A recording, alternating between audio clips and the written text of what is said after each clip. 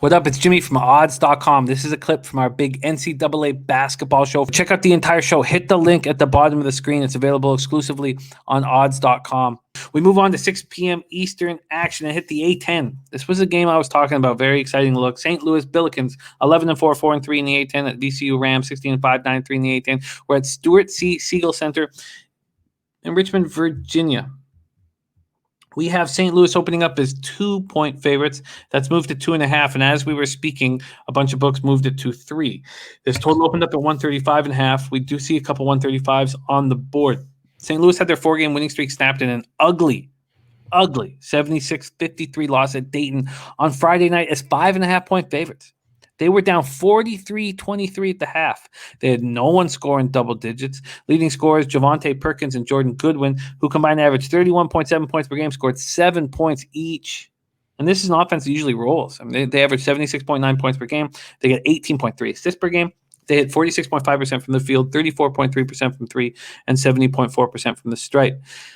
But VCU also is coming off a shocking loss. They had their 6-game winning streak snapped in a 79-76 overtime loss at home to George Mason on Saturday as 9.5-point favorites. They have had an issue with turnovers at times this year. It reared its ugly head. They turned the ball over 19 times in the loss. They averaged 15.2 turnovers a game. Leading scorer in Sean Highland averages 19.2 points per game. He turned the ball over 6 times and had 0 assists. They hit 45.3% from the field, 33.6% from three, 76.6% from the stripe. Both teams looking at a bounce-back spot. Max, which team are you on? Jim, I hate to break it to you, but we've missed the best of this goddamn number. When this game got posted this afternoon, VCU opened as a 2-point favorite. Then the news came out that Bones Highland will not play with the ankle injury, even though he was able to play, I think, 30-plus minutes in the overtime loss against George Mason. I think that's where this number's gone. I think that this is a clear St. Louis spot. It's just a matter of what number you're getting. And if you can get me a 2, I'll like you more than I already do.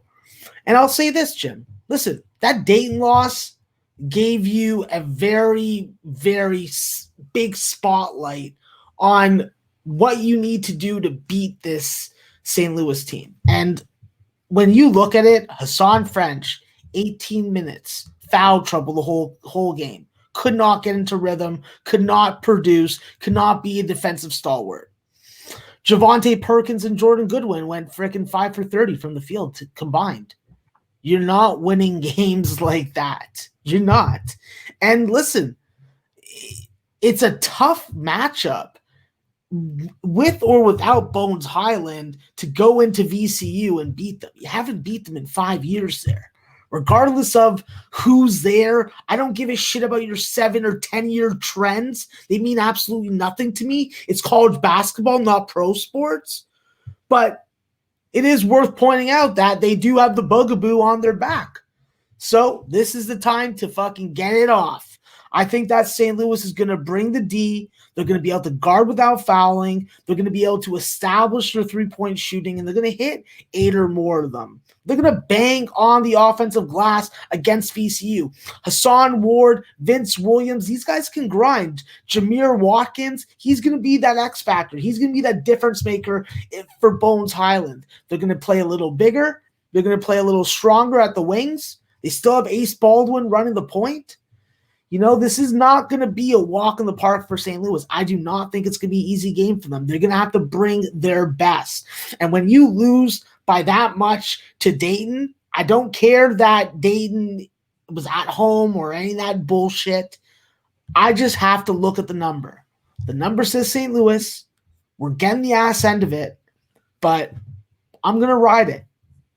I think that this is a St. Louis team that rebounds. It's a situational spot. And although it is dangerous to bet against teams playing without their star in that first game, I'm doing it. I'm getting that chicken tender money. All right? It's Cupcake City time. Let's go, Billikens. Well, you have a choice. Do you want the Billikens at -2.5 at -115 or -3 at -106? There's no twos left? There are no twos left. Oh my god. Fucking The trap. 2.5s are -115 or -118.